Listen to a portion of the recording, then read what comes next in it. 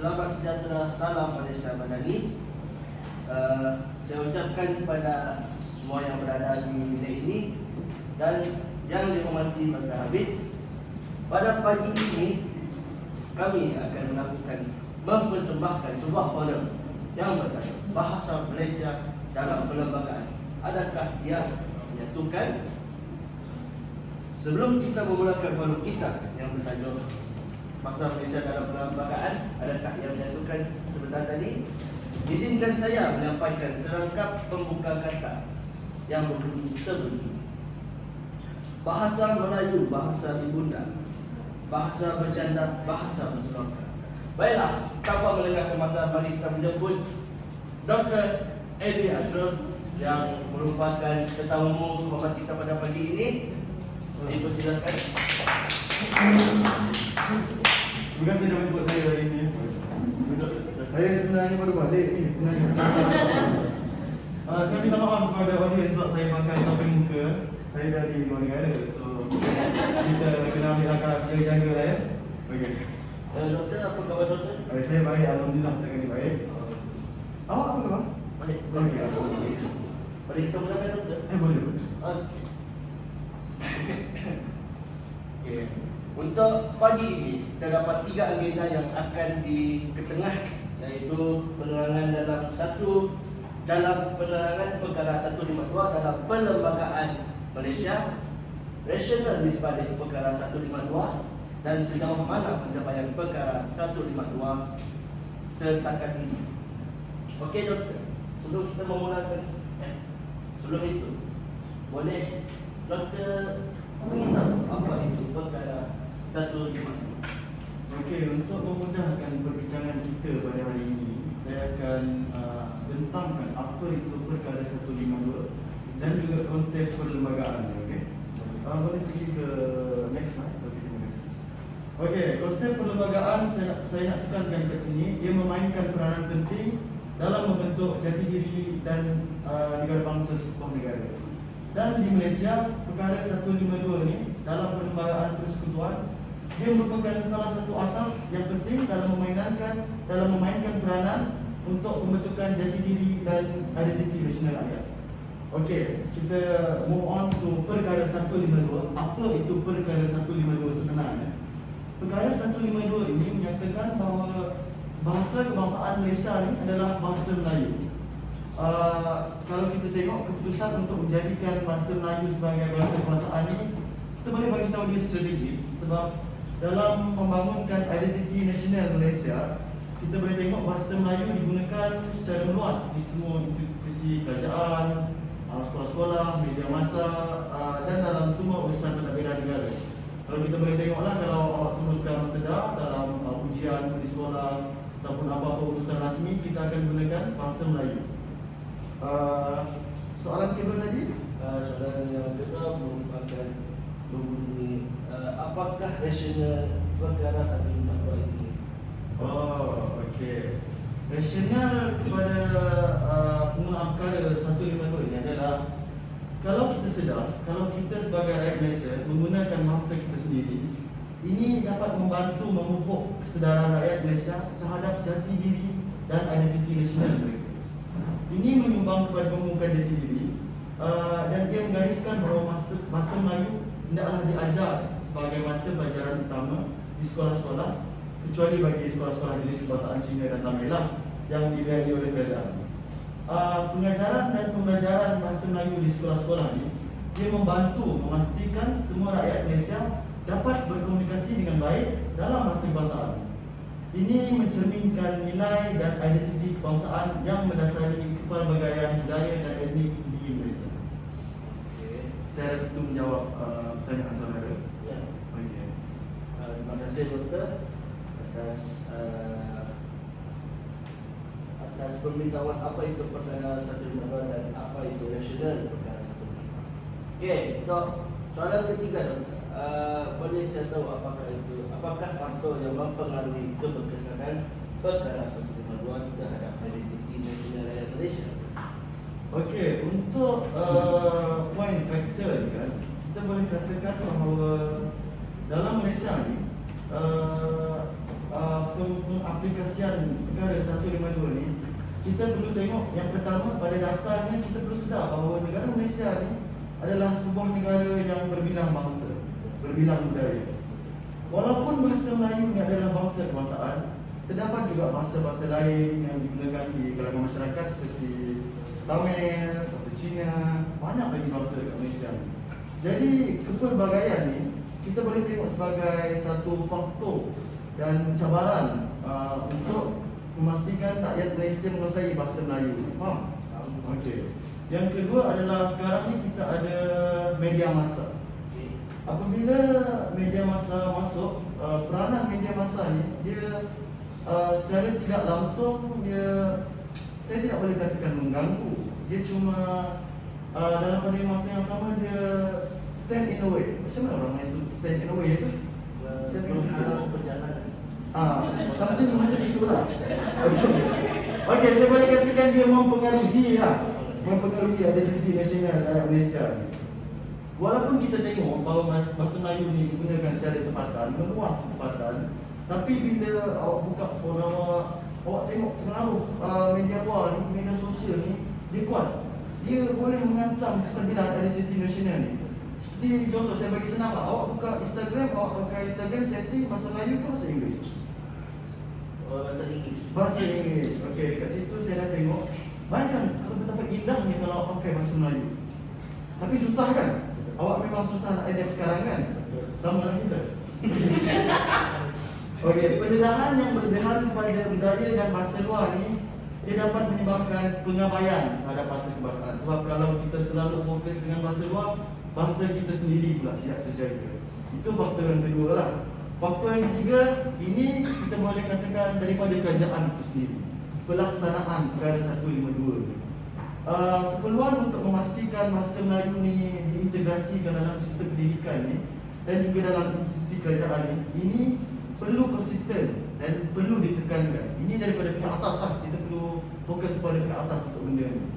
Pendidikan berkualiti dalam bahasa Melayu serta sokongan kepada penggunaan bahasa kebangsaan ini dalam semua aspek kehidupan kita dapat memperkukuhkan lagi identiti kita sebagai rakyat Malaysia. Okay, saya harap itu menjawab soalan faktor-faktor tadi. Terima kasih Doktor. Okey, kita izinkan saya bertanya. Apakah keberkesanan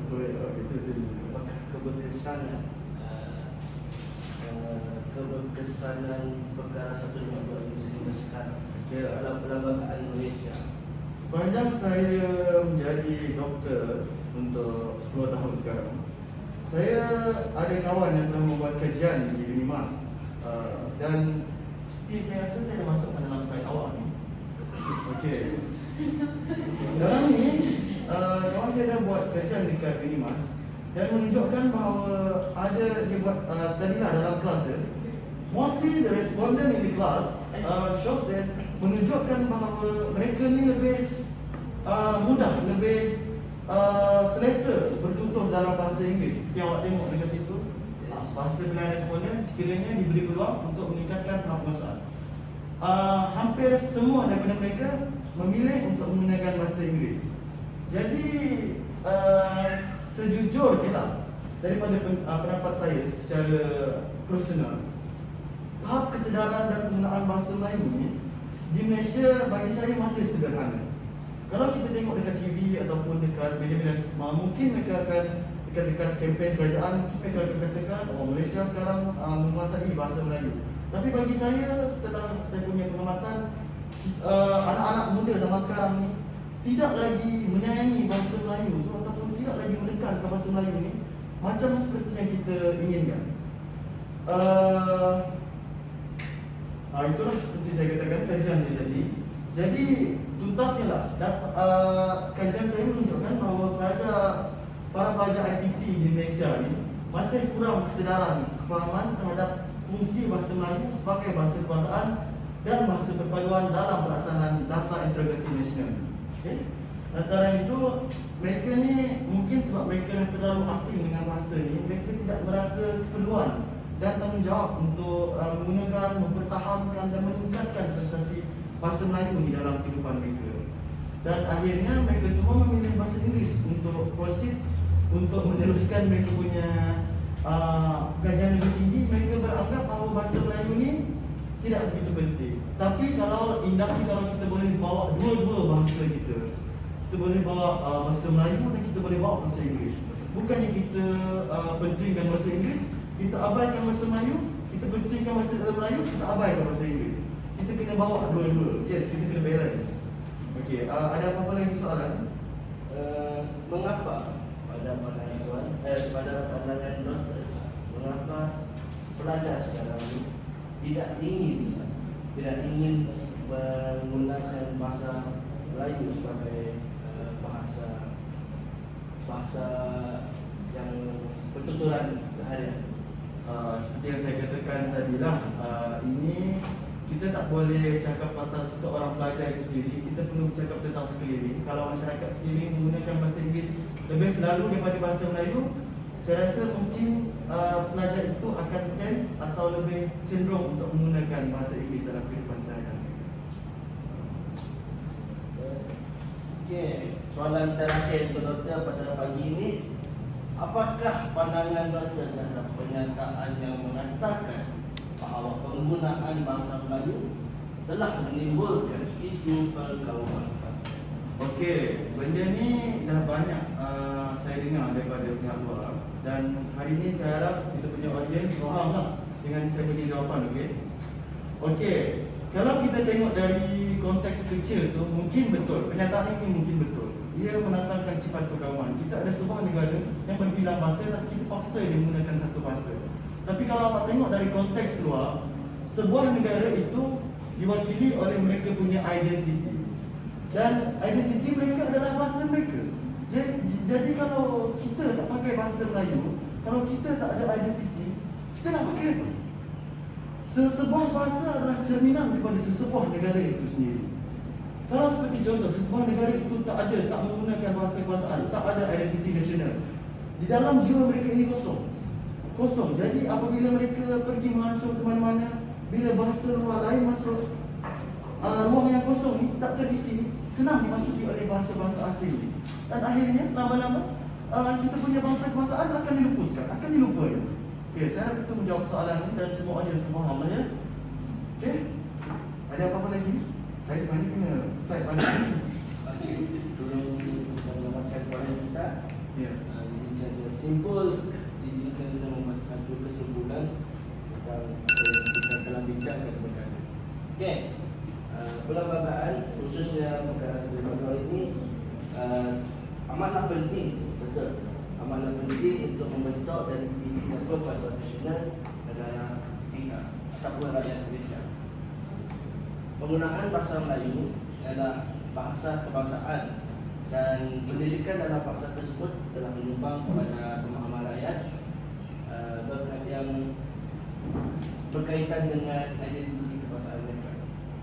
Walau bagaimanapun usaha selanjutnya amat perlu untuk menangani cabaran kepelbagaian budaya, pengaruh media asing dan pelaksanaan yang konsisten untuk merealisasikan keberdesakan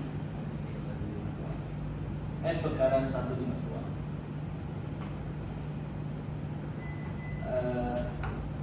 Itu sahaja daripada Terima kasih dah menjemput saya Tuan Christian Manager. Saya kembali.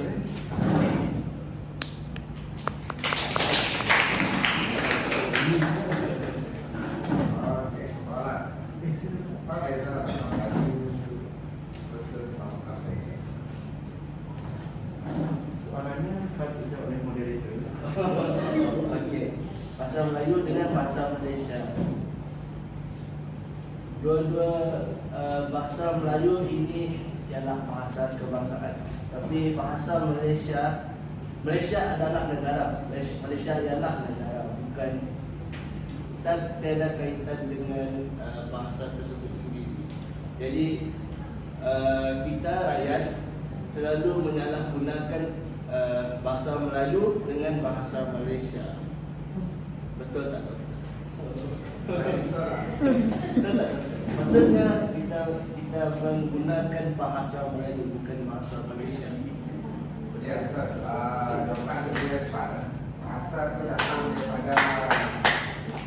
daripada kaum penutur, dia mesti kaum. Contohnya kalau kita sebut Masibat kan, ada penutur dia.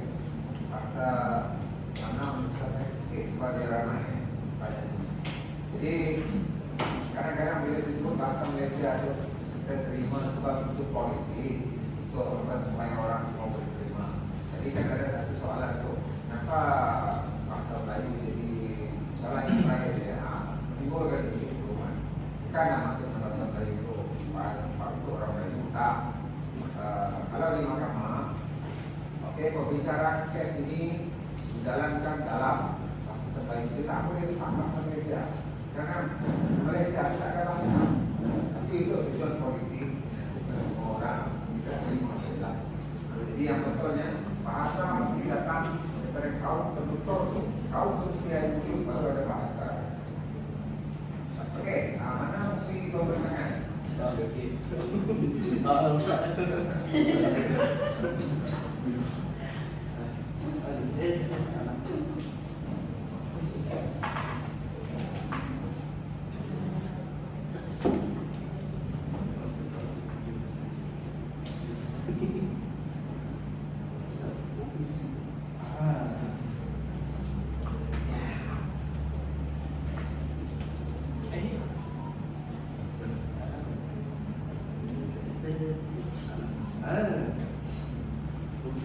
Kami melakukan perbincangan melalui bersemuka semalam dengan semalam pula bersemuka dan secara Dia mahu.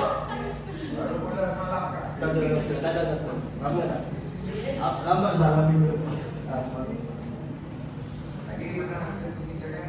Hasil perbincangan dalam Google Site.tv. Okey. Untuk dimasukkan dalam Google Site kami. Okay, thank you very much.